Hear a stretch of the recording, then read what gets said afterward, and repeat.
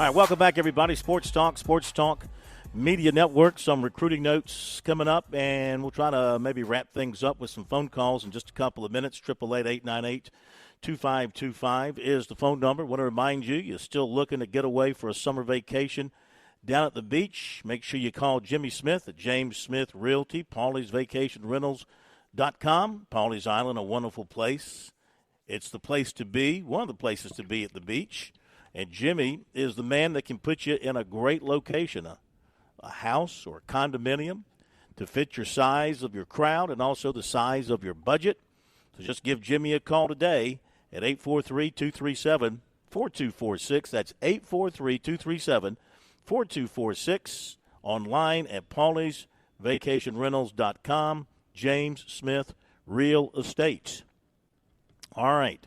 Take a break from the football talk for a couple of minutes because we've got the last of the majors. Gosh, they go by so quickly. The last of the majors beginning on Thursday. It is the Open. The commoners call it the British Open, but the sophisticates call it the Open. MJ Ward of Golf Today joining us here on Sports Talk. He'll be over there covering it for us and for his publication and for others. And we welcome MJ to Sports Talk once again. Good evening, sir.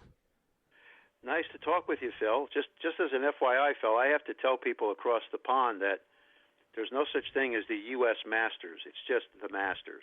Okay, so it's amazing how people sometimes don't really want to follow that ridiculous combination. But I try to educate people that it's the Masters and it's the PGA Championship, not the U.S. PGA. So enough of the school talk. Let's get down to business. Gotcha. Tell us what we should be looking for in this one beginning on Thursday. Well, I think what you've seen throughout the majors this year is that the top players, the ones who have been playing consistently, they've been in the mix constantly. Be curious to see Scheffler. You know, he's played a couple of times. He's had, I think, 2 top tens in probably like 4 or 5 appearances at the Open. But he hasn't played since the Travelers. And, you know, Phil, people don't realize this. When you switch from playing in the States and, you know, you get on a plane and you're leaving temperatures in the 90s, let's say, which is not unheard of in the States or much of the States right now at the temperatures. And then you land in Glasgow. And, you know, people will say to you, well, did you bring your hoodie and did you bring your rain gear? And, you know, you really have to have an adjustment to that. That's something that's going to be interesting to see. I mean, my only question with a guy like Scheffler is, you know, are you prepared as good as he is? And there's no question. I mean, he's the world-ranked number 1 player for obvious reasons. But adjusting to links golf is an adjustment. And, you know, you have to understand that when you're getting that kind of wind, the ball does not carry as much as it would, say, in the States, and you're subjected to what the ground conditions are. So you have to worry about when the ball touches the ground. I mean, I said this last week. The Scots are famous for saying that the game of golf only begins when the ball touches the turf. And there's a lot of things that can happen, you know, and you really need to have a real good game plan for how you're going to adjust to that. I think it was a major feat for a lot of guys who played in the Scottish Open last week at Renaissance, and then just to get adjusted. You know, the time difference, the way the ball's reacting, et cetera, et cetera. I mean, I don't want to overdo it. I mean, Scotty Scheffler is a world-class player. He's very capable of playing elite-level golf wherever he happens to play. But I think preparation is a really big part of major championships, and the Open is one that you really have to be very keen about, you know, how you're going to move your way around the golf course. And, you know, it'd be good to see how these guys handle it when they come out of the box on Thursday. Are there certain clubs you leave in your bag on this links course and with the conditions and, you know, what they'll be facing? One thing you have to be mindful of, you know, the bunkers, to paraphrase a commercial in the States, it's like the Roach Motel. You go in, but you don't come out. Okay, so you have to be very careful about many of the bunkers that are on the golf course because usually the areas around the bunkers are closely mown, so any ball that is probably within 20 yards could easily find it, especially off the tee shot. So you have to be able to, understand how much of the bounce of the ball will happen when the ball does land on the ground. So drivers, yes, you can attack the golf course, but you have to be smart about doing it. Truman sets up very easy for the first third of the round, and then the intensity meter starts to pick up when you start to get to the seventh hole. And of course, there's the world famous postage stamp hole. It's only 130 yards, but you're hitting from an elevated target to a perched green that literally is quite small, hence the name postage stamp. And I think one of the key holes that people will see is a hole called Railway, which is a long par 4. It's about almost 500 yards. And literally there is a railway that parallels the hole. And if you happen to miss the shot to the right, out of bounds is very much in play. And then you have the tenacious gorse, because if your ball gets stuck in that, it's literally you have to take a drop, take a penalty. So, like anything else at the Open, Phil, it all depends upon sometimes, too, when you played, because the weather can change very dramatically between morning and the afternoon tee times. So sometimes it's a benefit to go early, and then there's the flip side. Sometimes it's a benefit to go late. But, to have Troon, you got to score early. If you score early, you're going to be out of the box with some momentum. If you don't score early, then you're going to be really having to fight for what you're going to be having to deal with probably the last 6 or 7 holes. Most of the back 9 is into the prevailing wind, so you're going to have to really demonstrate that you can golf your ball in order to shoot something of a decent score. Visiting with MJ Ward. So I noticed with the tee times, the first 3 will go off at 6:35. That's game 1. I love how they identify the pairings by game 1, game 2, game 3, so forth and so on down through the list. So the first game goes off at 6:35, and the last one goes off at 4:27 p.m. Now, right. Why the stretched out? It's 11 minutes between tee times, I guess, all the way through. But I mean, is that odd to be teeing off at 4:16? Keep in mind, Phil, when you look at Scotland, a lot of people don't realize this. I mean, if you looked at a world map, Scotland is basically the equivalent of where Nova Scotia is. Okay, if you were going across the ocean, so sunlight lasts longer during this time of year. So, as a traditional thing at the Open Championship, it's preferred to have the players all start at the first hole, and then they end obviously at the 18th hole. Mm-hmm. But there's plenty of light. I mean, that's not going to be an issue. But like I said before, what can change is the wind and whatever Mother Nature is going to throw. The forecast right now looks like it's going to be a mixed bag. I mean, it's not unheard of to get spritzes of rain that could come through, but they can go quickly past.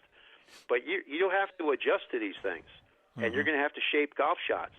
Be honest with you, if there's any major for a veteran player, I mean, Tom Watson almost pulled it off in 2009. I mean, it would have been probably the most unbelievable sports story of all time that a 59-year-old could win the Open Championship 32 years later after he won it at Turnberry. So, when people talk about Tiger Woods, some of the older players, a lot of experience, they can play different shots. They don't have to worry about length per se. But one of the real tests, Phil, is going to be adjusting to the slower green speeds. I mean, the green speeds at Troon, they're probably not going to be much more than a 10 on a stimp meter. If you compared it to Augusta National, which is probably 13 and a half, maybe a little bit more. But the reality is, if you had green speeds too fast at the Open, there's the possibility that the balls can oscillate on the greens because of the wind. And they've had that happen where they've had to suspend play at the Old Course a couple of times when the wind speeds get really blowing. So you don't really see putting contests as much, but putting will be a challenge because American players have really grown accustomed to playing on greens that are really, really quick.